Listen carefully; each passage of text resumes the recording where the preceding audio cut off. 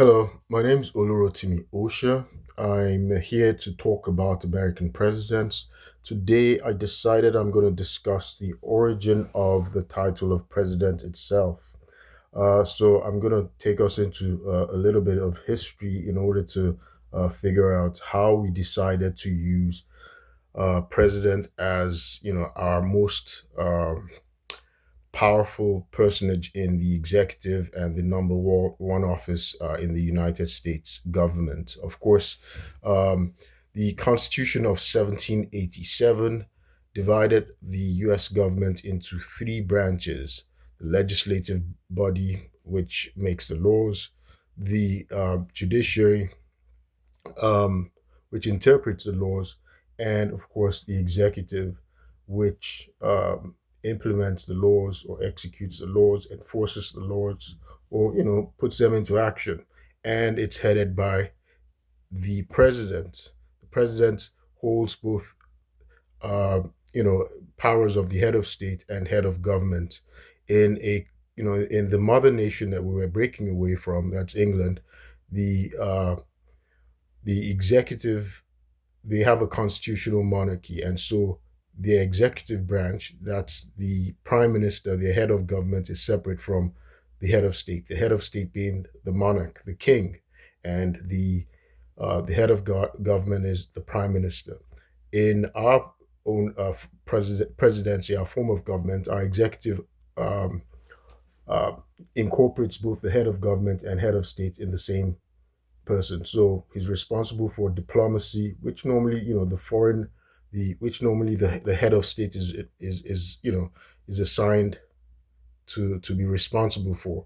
But our president is responsible for um, diplomacy, the administration, and other actions of the executive. Enforces the laws. So let's go into the origin. Obviously, the king was out. We were not going to use king as the title for the leader of our government. We decided to use king.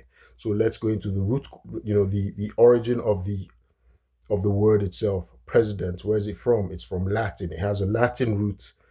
Pre means to in front of or before. Pre is Latin. It means in front of or before. And sedere means to sit. So you put it together, presidere, that's Latin, one who sits in front of. That's literally what the president means. Um, Earlier uses of the title, of course, prior to the Continental Congress, because we did have a president who was very ceremonial, didn't have any didn't have executive powers. John Hanson was one of them. John Hancock, at the time of the Declaration, they had no uh, real powers, right? They're just they're just placeholders for record keeping purposes, right? Organization, administrative, no executive powers. So how did our Continental Congress and then eventually our executive, how did we decide to use the title of president? So let's go into history. Turns out we're going into British history again, right? So apart from having, the name from Latin, that's presidere, right? We see earlier uses were in England, right, the mother country. In 1660, the title of president was used for the Royal Society of London for improvement of natural knowledge, right? They're called the Royal Society today. In fact, I'm going to do a video later on and discuss natural knowledge because you see around the 17th, 18th century, that term natural knowledge, nature's God, which is in our constitution, which is in the Declaration of the Independence. It's they start throwing it around. They start it gets it starts gaining currency, and actually the reason is because that era started getting more interested in science. So natural philosophy is actually synonymous uh, with science, right? So that's what science was called then, natural philosophy. And so when they're talking about nature's God, they're talking about, yeah, things that are objective, without the superstitious element, right? That's without the superstitious element aspect of religion. But I digress. So back to the Royal Society. So the leader was called president. So the president of the Royal Society. This was in 1660. 1660 is interesting because that was the time of the restoration of the monarchy, right? Um, so prior to that, the title had been used much earlier, and I'll get back to 1660 and the restoration. It had been used by colleges, universities like Oxford, Oxford's deans. For instance, they had the heads of their colleges as early as the 14th century, right? Um, the president of their colleges were called presidents. For instance, the head of their colleges were called presidents. I mean, for instance, the president of Corpus Christi, right? But not president of the entire university. So the title president was used by uh, academia, as we are saying, the Royal Society of London. Their purpose is to advance science, increase knowledge, and the Royal Society of London still exists. It's the oldest continuously functioning, you know, academic society for academia or academic society for research, society of its kind that still remains today.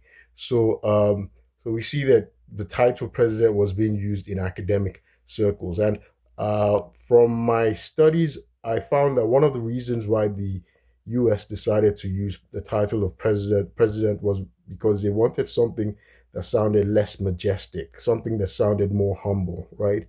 And remember, universities, colleges back then were controlled by the clergy, right? The church, because it was, the church, their main area of, apart from salvation of the souls, their area of jurisdiction, so to speak, was really in education, right? And who's more humble than the clergy? So you see, the clergy schools were using that title of president. So it's a humble, it's a humble position, humble title, and not as majestic as duke or any other thing. But so apart from colleges, universities in England using that title of president in the 14th century, it came into use after the English Civil Wars, the first and the second Civil Wars, right?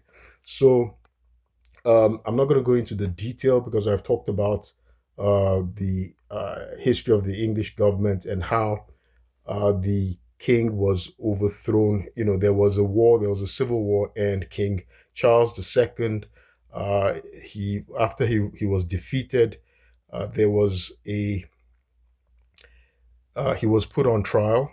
He was put on trial, and in January of 1649.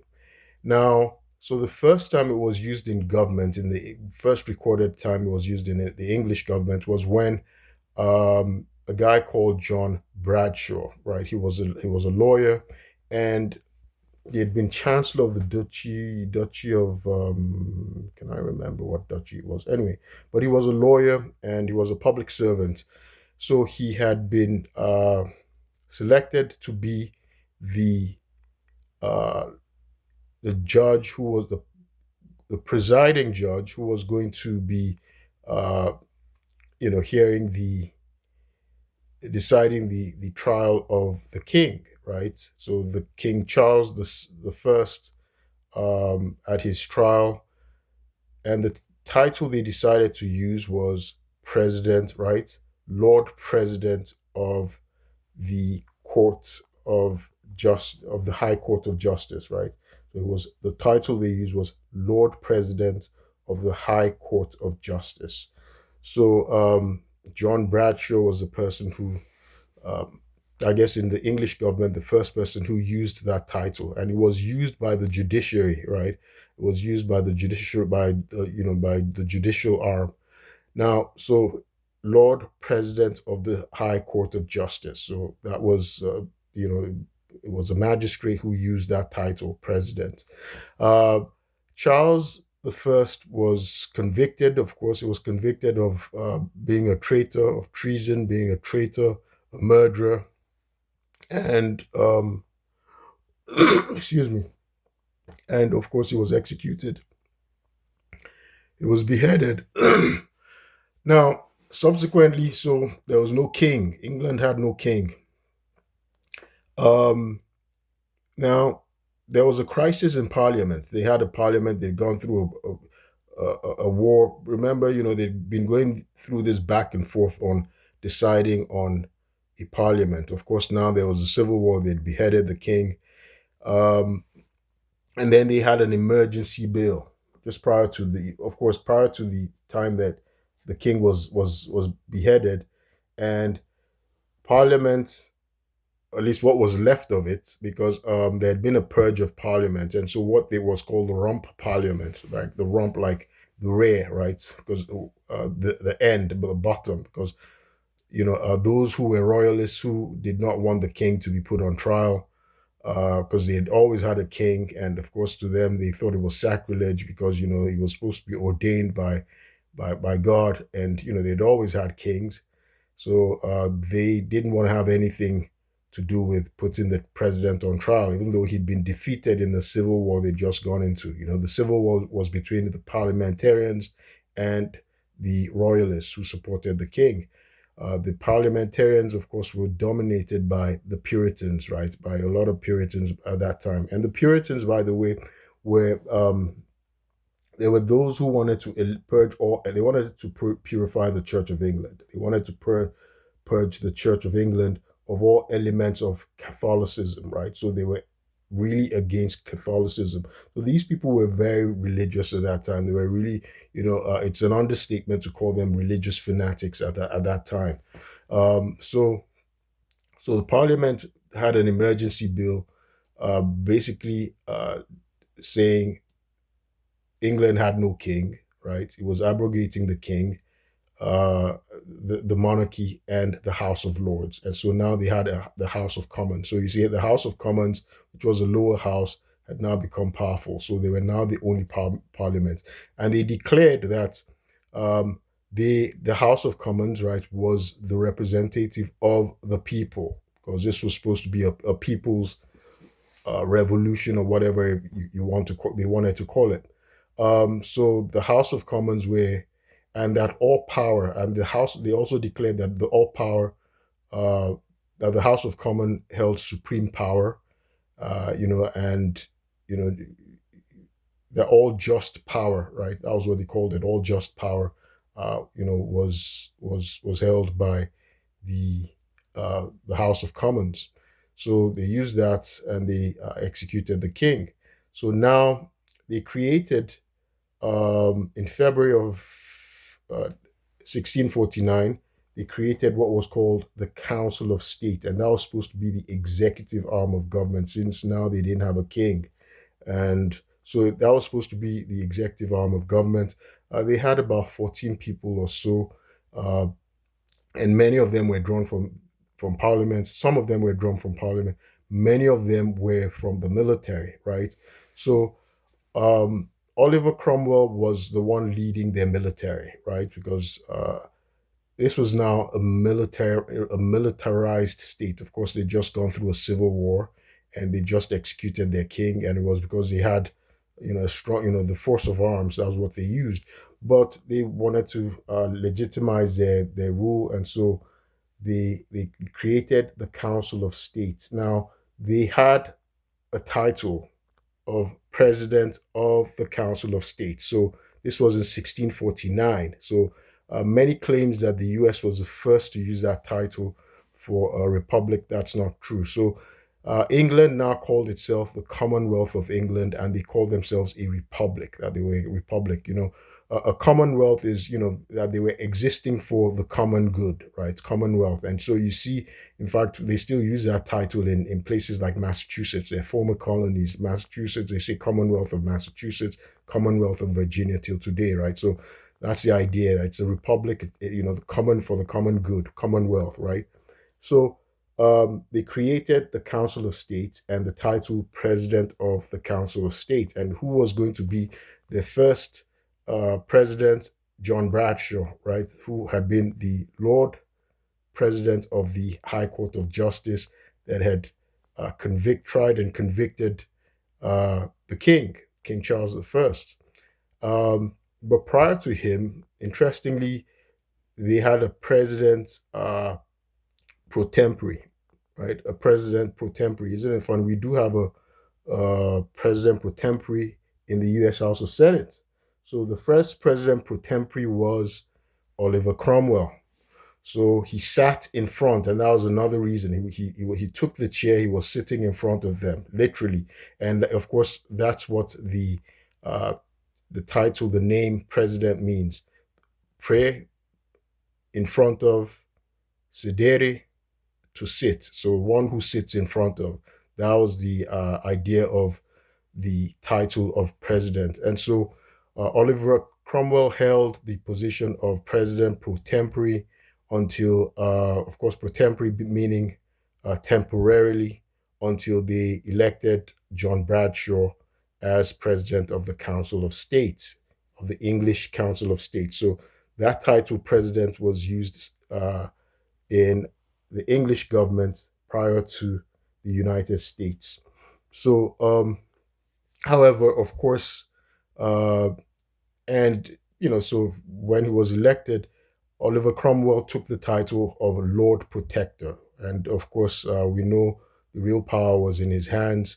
The president of the Council of States was supposed to be the preside over the Council of State, because the Council of State was supposed to be the executive arm of the government, and they were also there to check the Lord Protector, because Oliver Cromwell took the title of Lord Protector, which was somewhat still a little bit equivalent to a king, and so they created. So I've said earlier, and people, the British always say that they don't have a written constitution. Today they do not, because all the acts of that era, the era of the Republic, uh, were declared illegal, right? And so in 1660, these guys who had beheaded the king after Oliver Cromwell died, there was a restoration, and Charles the first son, Charles II, was called back, and the monarchy was reinstated. And in fact, Oliver Cromwell's dead body and John Bradshaw as well had died by this time.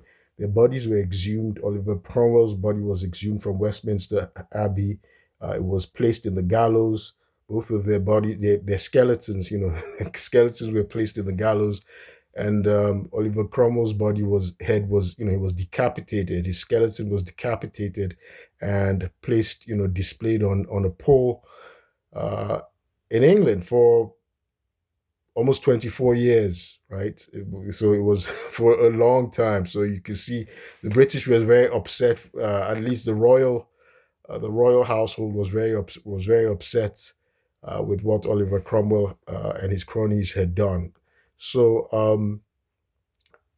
prior to that, in any event, uh, in December of 1653, they came up with uh, a written constitution, England's first written constitution. It was called the Instrument of Government, right?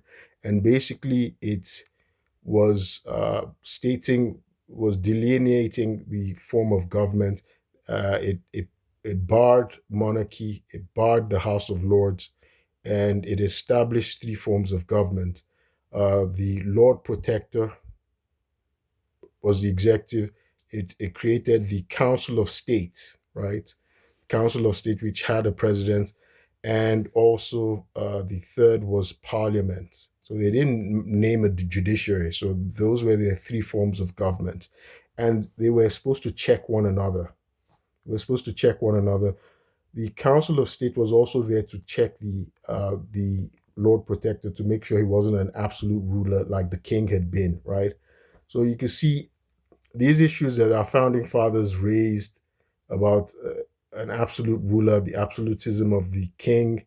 These issues had been addressed several centuries before, and so In the instrument of government, they placed limits on the Lord Protector, which was Oliver Cromwell. He they tried to control the army because now they declared they had a standing army. They had a standing army of about 10,000 cavalry, 20,000 infantry, which was a lot at that time. They had the navy. So they tried to place limits, and they their consent was required in order. They were the ones who could declare war or peace, and you know there are a number of restraints that they tried to put on. They had all these constitutional limits, in place, which Parliament and Council of State put in place. However, um, not long after, in 1855, January 1855, Oliver Cromwell, him and his generals, he dissolved Parliament, and of course, it basically nullified it made the instrument of government, the written constitution, redundant. England had a second instrument, a second constitution, which has a funny name. It's called the um, the humble the humble petition and advice. That's what it's called. So that was a second written constitution, which came up in 1657, and the main crux of that constitution was to establish a new monarchy. So they offered Oliver Cromwell the title of king, because in the instrument, Oliver Cromwell, even though they gave him a life tenure, he was elected. He had to be elected as a Lord Protector. And that was the other thing the Council of State did. The Council of State were the ones who elected the Lord Protector in the event the Lord Protector passes on. The incumbent dies, then they elect a new Lord Protector. So now, with the second written constitution called the Humble Petition and Advice, they offered Oliver Cromwell the crown. They offered him hereditary uh, monarchy. They offered him the crown. He refused it, though. I'm not going to speculate on as to why, but he refused it. It is actually said that some of his more radical generals, right? Who, because a lot of his generals were not from the monarchy, and they were against the monarchy. They were against kingship.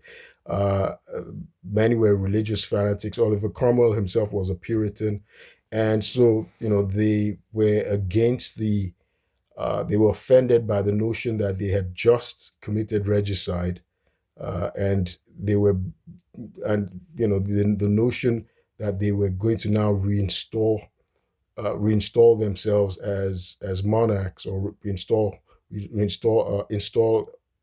Oliver Cromwell himself and his descendants as hereditary monarchs, create a dynasty of monarchs again, was just very hypocritical, right? So he rejected the crown, and yeah, after he nominated his son though to succeed him after he died.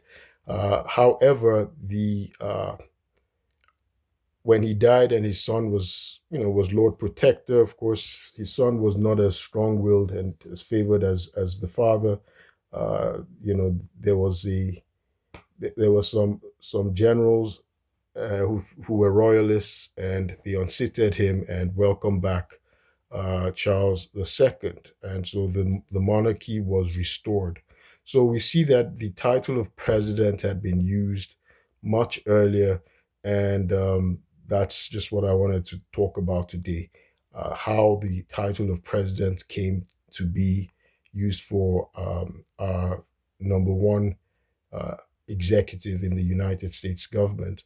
So, one, we wanted a title that sounded humble, right? That was the title that was first used by heads of colleges in universities like Oxford, and of course, I guess our presidents, the founding fathers, considering that they were against the monarchy, they felt they were throwing off a tyrant.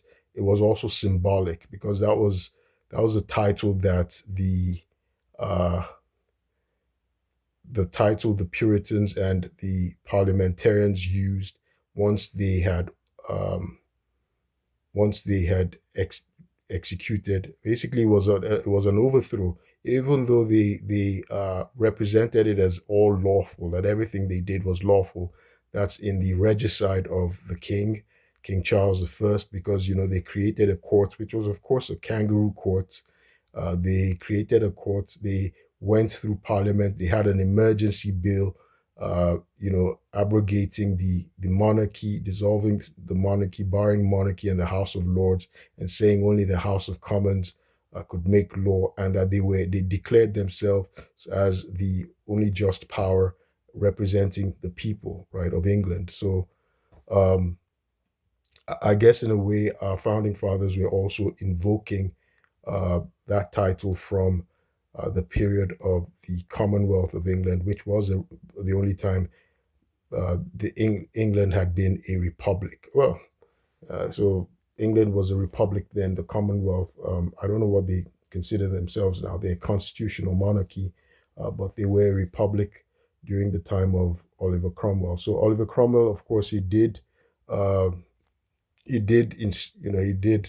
Uh, Historians call him a military dictator because, again, he dissolved parliament and he did away with the instrument of government, which was their constitution, and he obviously did not rule with the constitutional limits. So it basically nullified the constitutional limits that had been placed on him by the instrument of government, and so he ruled as an absolute ruler with his generals, right? So there you have it. I was just gonna quickly touch on the history of the title of President of the United States, and I have done that today. My name is Olurotimi Osha. I also talk about color of law violations, pivoting on subordination of perjury, and fraud on the court, which I have been experiencing under a corrupt judge in Maryland, Maryland's Montgomery County Circuit Court. I was swatted in my home on May 16, 2023. I'm a law-abiding American citizen. As of that day, I was an auditor in the Department of the Navy who had reported fraud and misconduct of my superiors in the Navy, and they instigated a swatting, and they used a man called Jide Iwariri, a Howard University professor, and my family was unaware. I'd been kidnapped. I was swatted, shot at, and they filed all these false police reports, um, false peace orders, fabricating things, committing fraud on the courts. And it's unfortunate that Judge James Bonifant, just like the kangaroo court that they used in England uh, almost 400 years ago, Judge James Bonifant has, what he's done is redolent of those acts, right? And this is a perversion of justice. I've been calling out. I've reported it to the Department of Justice. There's this corrupt Judge James Bonifant, and another corrupt judge. Her name's Bibi Berry. She was one who first signed the fraudulent emergency, fabricated and perjured emergency evaluation petition. My rights have been violated. I'm basically being held captive here. I haven't had a trial. We're now going on 3 years. I haven't had a trial. And, the state of Maryland has defamed me in order to obstruct justice. And I'm astonished. Of course, the corporate media has done nothing because the corporate media is obviously I'm learning, my family is learning, my friends are learning, and the corporate mainstream media, of course, is corrupt as well. They're in the interest in the pockets of a corrupt rogue government that we have. We have rogue agents in the Department of Defense, Department of the Navy, in Maryland. I don't know how powerful. I don't believe in deep states or things like that, but it's just astonishing because I've reported this to the media, my family, my friends. They've reported it to the U.S. media, CNN, everyone. No one has carried it. 40 cops came to raid me in my home. There was no news about it, nothing whatsoever. In any event, I'm seeking justice and redress. I'll keep you posted. Thank you.